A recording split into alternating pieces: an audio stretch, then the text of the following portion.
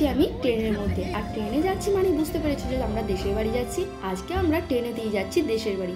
আর এই ট্রেনে যাওয়া মানে বেশ আনন্দের, কারণ ট্রেনে গেলে এই যে বাইরের মানে প্রকৃতিটা দেখতে পাওয়া যায় না, সবুজ পুরো মাঠ, এইগুলো দেখতে কিন্তু বেশ ভালো হয়ে যায়, মনটাও বেশ ভালো লাগে। আর ছেলে তো ভীষণ খুশি হয়, কারণ কি জানো, যে ট্রেনে গেলে ও কিন্তু এক ফোঁটা ঘুমায় না, চারিদিকে তাকিয়ে তাকিয়ে দেখতে দেখতে যায়। আর সব থেকে বেশি পছন্দ করে ওই যে চকলেট বিস্কুট যা কিছু ওঠে, নানান রকমের জিনিস, সেগুলো কিনতে পারে। তো বাসে গেলে তো সেগুলো কিনতে পারে না, কারণ বাস তো কন্টিনিউ চলতে থাকে, ওখানে দাঁড়ায়ও না, আর কোথাও মানে দাঁড়াবে না বলে ও ঘুমিয়ে যায়, পুরোটাই কিন্তু বাসে গেলে ঘুমিয়ে যায়। আর ট্রেনে গেলেই একমাত্র কিন্তু পুরোটা জেগে যায়, মানে 2-3 ঘন্টা একদম পুরো জেগে থাকে, আর বাসে গেলে পুরো ঘুমিয়ে থাকে।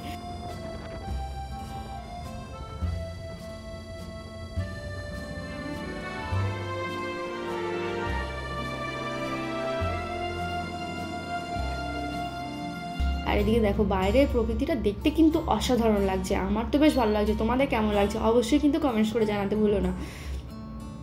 আর আমরা সব সময় বাসে যেতেই বেশি পছন্দ করি, কারণ এত টাইম নিয়ে ট্রেনে যাওয়াটা সবসময় সম্ভব হয়ে ওঠে না, কারণ মানুষের হাতে সময় কিন্তু সবসময় থাকে না, আর এখনকার মানুষ তো সবাই ব্যস্ত জীবনে। Hello everyone, welcome back to my channel. আমার নতুন একটি ব্লগে তোমাদের সবাইকে অনেক অনেক স্বাগত।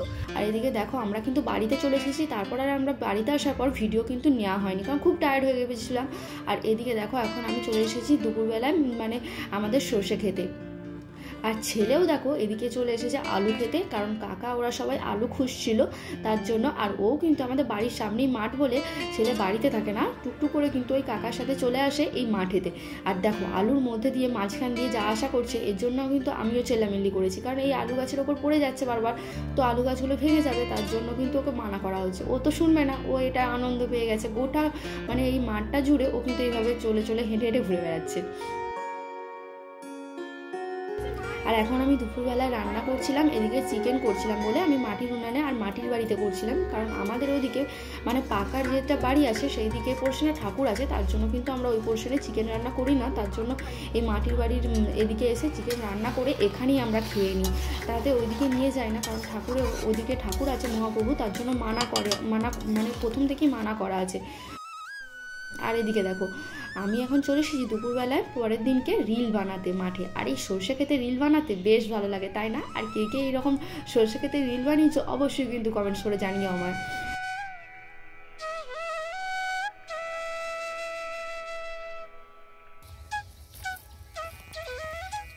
এইদিকে দেখো সর্ষে ফুল ওপরে, কিন্তু এই যে যে ছোট ছোট শুটিগুলো দেখতে পাচ্ছ, এই শুটিগুলোর ভেতরে কিন্তু সর্ষেটা জমবে যখন এটা মোটা হবে আর বড় হবে।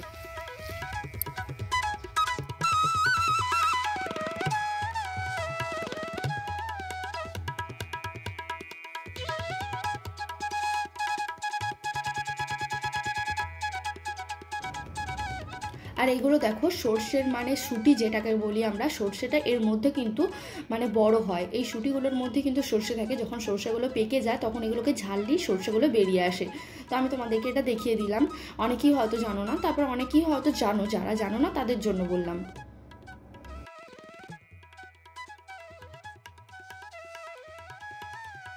তো চলো এখন আমি সর্ষে ফুল নিয়ে যাচ্ছি, বাড়িতে গিয়ে পকোড়া বানিয়ে খাবো। আর এখন আমি বাড়ি যাই, সন্ধ্যে হয়ে গেছে। কারণ এদিকে দেখো আলু ক্ষেতটা তোমাদেরকে একটু দেখিয়ে নিই, যেতে যেতে রাস্তার উপরেই ছিল আলুর ক্ষেত, যেখানে দেখো আলু গাছগুলো এখন কিন্তু বড় বড় হয়ে গেছে, কিন্তু এখন আলু এখনো বাঁধেনি, এই সবে গাছ বড় হয়েছে।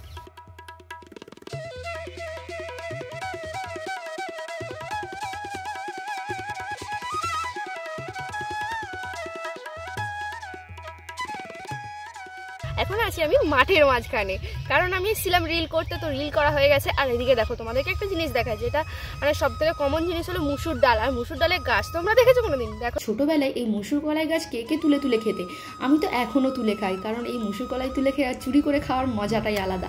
আজ অবশ্য একটু পুড়িয়ে খেয়েছিলাম, কারণ বর বললো যে এইভাবে পুড়িয়ে খেলে নাকি বেশ ভালো লাগে, তার জন্য। আমি কিন্তু ছোটোবেলায় কোনোদিন এইভাবে পুড়িয়ে খাইনি, কারণ পুড়িয়ে খায় বলে সেটাই আমি জানতাম না। আজকে প্রথম আমি এইভাবে পুড়িয়েছি, তারপর খেয়েছি, বেশ ভালোই লাগছিল, তবে কাঁচাটা যেন আরও বেশি ভালো লাগে আমার মনে হয়। আর দেখো মুসুর কলাইগুলো কেমন ছোট ছোট ভেতরেতে থাকে, যেগুলো মানে ভেতরে শুটির মধ্যে কিন্তু গোল গোল মতো সবুজ মানে শুটিগুলো থাকে, আর এর মধ্যে মুসুর কলাইগুলো থাকে। আমরা তো এগুলোকে মানে যখন ছাড়ানো হয়ে যায় তখন দেখি মানে অরেঞ্জ কালার হয়ে যায়। আগুন গো,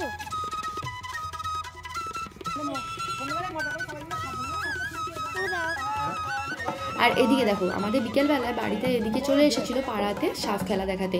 আর আমাদের এই গ্রামের দিকে এই সাপ খেলা দেখানোর রীতিটা কিন্তু অনেক দিনের, মানে অনেক পুরনো। এখন অবশ্য অনেক কম আসে, মানে এখন দেখাই যায় না, খুব কম আসে।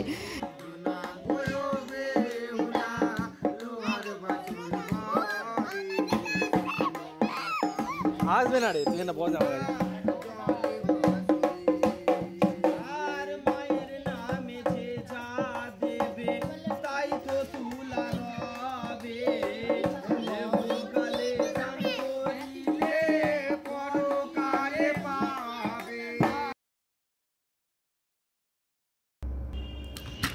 গ্রামের এই দৃশ্যগুলো দেখতে তোমরা কারা কারা ভালোবাসো অবশ্যই কিন্তু আমাকে কমেন্টস করে জানিও। আর তোমাদের যদি আমার এই ভিডিওগুলি ভালো লেগে থাকে অবশ্যই কিন্তু ভিডিওটা অনেক অনেক শেয়ার করতে হবে। আর নেক্সট ভিডিও তোমরা কি দেখতে চাও সেটাও আমাকে কমেন্টস করে জানিও।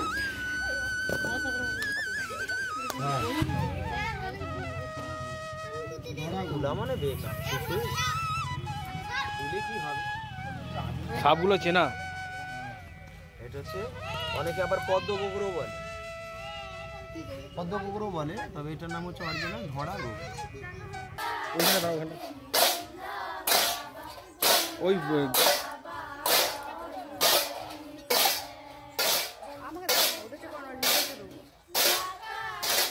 আর এখন দেখো আমাদের বাড়িতে আসেনি, এরা কিন্তু ঠাকুর মন্দিরে এরকম করেই মানে গান করে, মানে এই যে থালা আর বাটি বাজাচ্ছে এইভাবেই কিন্তু ওরা নাচ করে। তো পাড়াতে করছিল ঠাকুর মন্দিরের সামনে, তো আমি বললাম চলো আমাদেরকে একটু দেখাবে, কারণ আমি যেতে যেতে ওদের শেষ হয়ে গেছিলো। তার জন্য ওরা বললো চলো তোমাদের বাড়িতে গিয়ে একবার দেখাবো। তো আমি ডেকে আনলাম, তার জন্য আমাদের বাড়িতে এসে দেখাচ্ছিলো। দেখো বেশ ভালো লাগছে না? এগুলোকে বলে সাঁওতালি নাচ।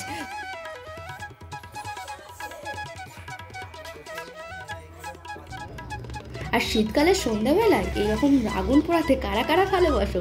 আমাদের এই গ্রামের দিকে কিন্তু খুব ঠান্ডা পড়ে, তার জন্য সন্ধ্যাবেলায় এইভাবে সবাই দেখেছি, মানে বিকেলের সন্ধ্যাটা যেটা হয় তখন এই আগুন জ্বালিয়ে অনেকেই মানে ঠান্ডাতে গরম মানে তাপটা নেয়। আর এদিকে আমরা সন্ধ্যাবেলায় বসে পড়েছি আমার শাশুড়ি মা আর আমি পিঠে পুলি বানাতে। কারণ এই ভিডিওটা হলো আমার বেশ কিছুদিন আগের ভিডিও, মানে শীতকালের প্রায় পৌষ পার্বণের সময়ের ভিডিও। আমি ততদিন ভিডিওটা দিতে পারিনি, এখন ভিডিওটা শেয়ার করছি তোমাদের সাথে। ভিডিওটা যদি তোমাদের ভালো লেগে থাকে অবশ্যই কিন্তু ভিডিওটা অনেক অনেক শেয়ার করতে হবে। আর আজকে আমি পিঠে পুলি বানাচ্ছিলাম দুধ পুলি, তো তার জন্য দেখো আমার শাশুড়ি মা পাকিয়ে দিচ্ছিলো। আর আমি কিন্তু এই পিঠে পুলিগুলো মানে করতে খুবই কাঁচা, তার জন্য কিন্তু আমি মানে মায়ের কাছ থেকে জেনে করি, আমার মায়ের কাছ থেকে। আর এখানে তো শাশুড়ি মা হেল্প করে দিচ্ছিলো, বলে দিচ্ছিলো কীভাবে করতে হবে। আর এই পিঠে পুলিগুলো করা কিন্তু খুবই সহজ, কিন্তু আমি প্রথম জানতাম না বলে একটু অসুবিধা হতো। এখন আর কোনো অসুবিধা হয় না, এখন কিন্তু আমি খুব সহজেই করে নিতে পারি। আর যে কোনো রান্নায় আমি প্রথম যেগুলো করি সবসময় আমি আমার মাকে জিজ্ঞেস করি।